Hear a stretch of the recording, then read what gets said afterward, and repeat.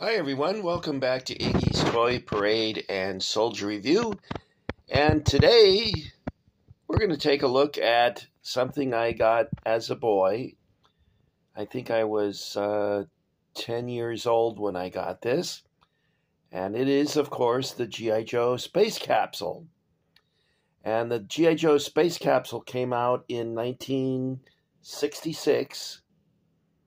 And it was designed for Hasbro at Hasbro's invitation by Marcel Jovine.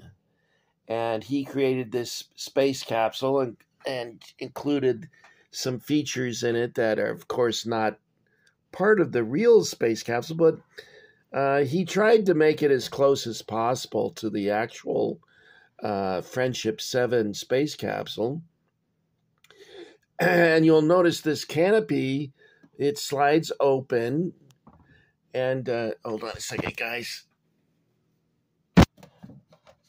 That's what I didn't want to do. There it goes. Okay, let's give you an idea of what the interior looks like. And you can see that the control console, the sticker that was placed on here, through the years, it's wrinkled and torn and faded. Now, I was able to buy die-cut stickers to replace this. And they also had a sticker so that you could replace this, but I'm not sure if I kind of like it that it's sort of beat up like that. But on the interior, I'm thinking I'm going to replace it. What do you guys think? Would you like to see this replaced? Or do you think I should? I don't know. Leave a comment if you think I should replace. You see that you could strap your G.I. Joe. He fits rather snugly in here. And there was a communication cord or oxygen cord or something that you can see there's a hole right there. And it was on his helmet, and you would plug it into that. And on my G.I. Joe helmet, that was the first thing that broke when I was a little boy. And I couldn't plug it into this any longer because of that.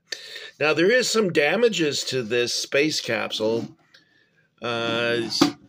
They were pretty severe at the time. However, my brother expertly repaired this. This here was cracked all the way down to here and up to here. And also the piece of this fell into the capsule. We had to shake it like this to try and finally fish out the piece that was broken. And then a large part of it down here was broken. It keeps rolling, sorry. There it goes. So this, let's see if I can do this. This section from here to here and then to here was completely broken and fell into the capsule and managed to fish it out. And then my brother, using Squadron green putty and some sanding work and a lot of patience, was able to fix this. And it looks like it's cracked here all the way to here.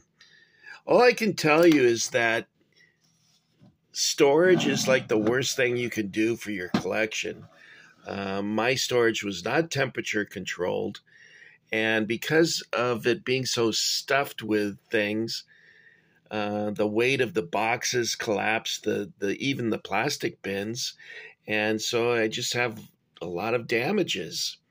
However, in this case, my brother was able to repair it for me, and that worked out pretty well. Now, originally, the space capsule came with a spacesuit and with a 45 record of the launch of the Friendship 7. And the first spacesuit was like a 3-zipper suit. In fact, you can tell the age of your spacesuit by how many zippers it has. The first issue spacesuit, which I have, is a 3-zippered suit.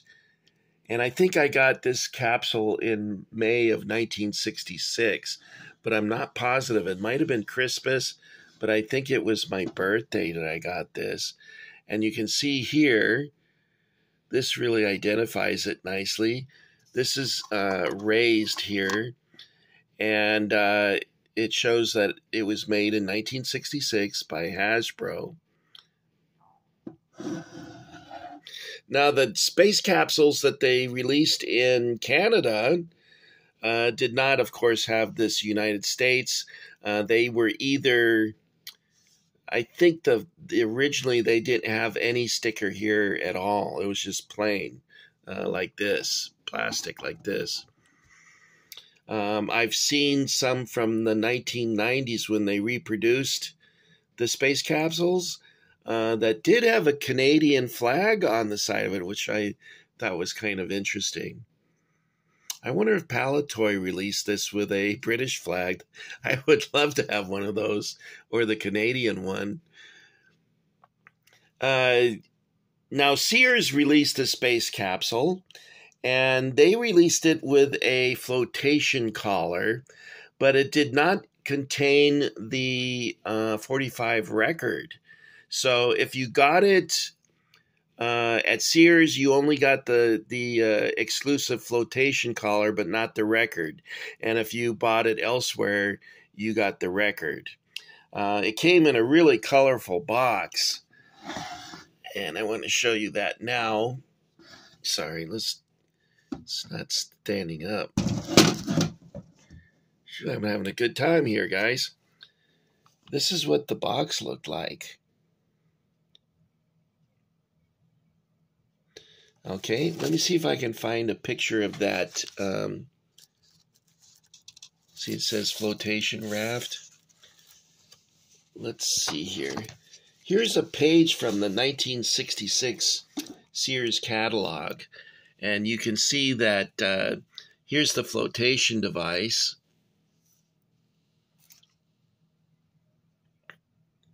So if you lived in Southern California and your parents had a pool, there you go. You had a lot of fun because you could put a raft up. And this raft looks like it's orange, but it's not. It's yellow. And of course we have the frogman here. Here's the sea sled.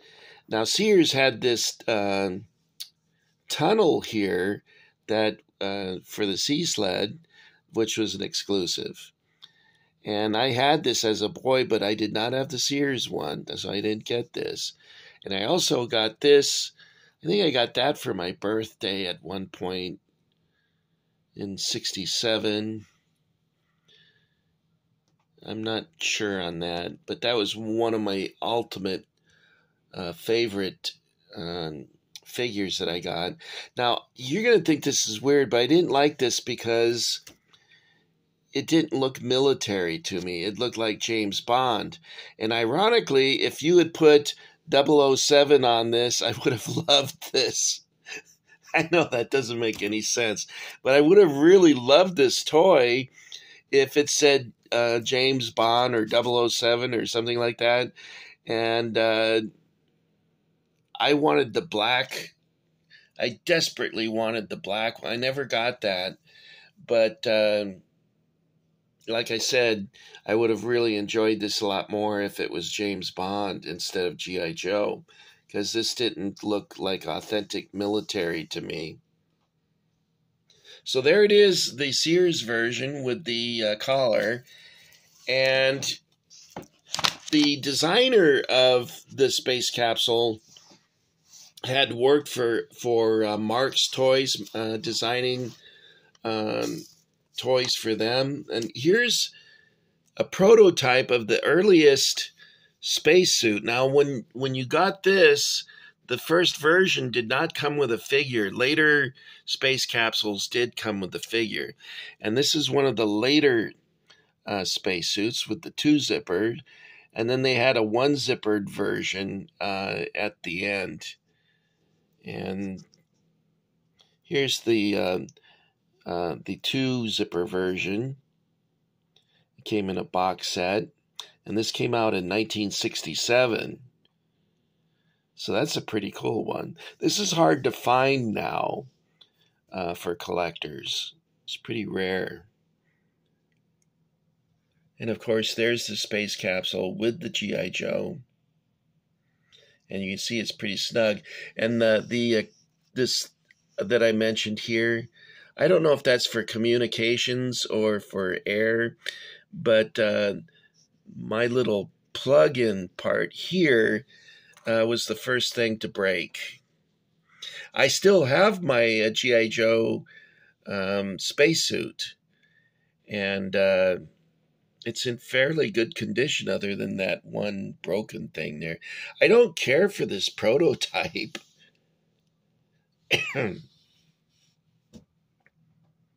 So I'm glad they came up with this one that looks like a frozen TV dinner or something, or Jiffy Pop popcorn, or whatever that is. Do you guys remember Jiffy Pop popcorn? I used to love that when I was a kid. Anyway, that's it for me, Iggy. I hope you enjoyed seeing the G.I. Joe space capsule, the original here. I should have dug up my astronaut, but he's in storage. How many times have you heard that, you guys? Let's see. Bing! 1,583 times. Is that what it is? I don't know. Anyway, I hope you like seeing this. And leave a comment if you think I should replace the sticker here, because I did buy a new die-cut sticker that it comes with this one that is a little bit recessed into the panel here, and then it came with this one here. And I think I also bought a sticker for this, but now that I look at it, I'm starting to like the fact that it's really kind of looks like it's been in space. Anyway, let's give you a view of the capsule. I apologize for this long crack here. This got damaged quite a bit while I was in storage, but fortunately it could be repaired, and was. And eventually I'm going to go over to Home Depot with this capsule and ask them to match this color so that I can paint this. Or maybe leave it like that so that I have a reminder of what happened to this thing. Anyway, that's all I got for you this time. Space, the final frontier. These are the voyages of the Friendship 7. Its 3-orbit trip around the Earth was done by John Glenn. So boldly go where you got to go today, guys. I got to boldly go to the bathroom. So I'm going to see you later.